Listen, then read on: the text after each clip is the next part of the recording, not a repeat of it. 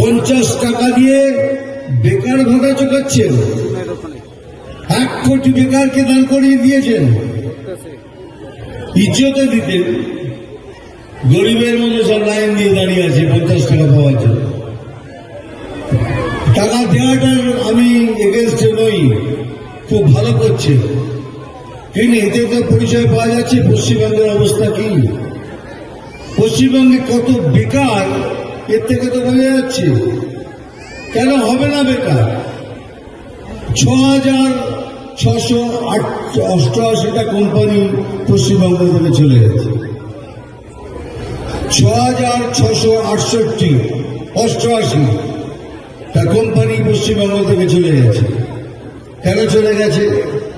बोले यहाँ हम लोग बिजनेस नहीं कर सकते, यहाँ हर बात में कट मनी देना पड़ता है, हर बात पे पैसा चाहिए, हमको नहीं करना है। আমি নিজে কতজনের সাথে কথা বলেছি, चलो ना भाई, बोले सर उस दिन आएंगे जिस दिन पश्चिम बंगाल में बीजेपी सरकार आएगी, उस दिन हम लोग सब बिजनेसमैन फिर से बंगाल में आ जाएंगे।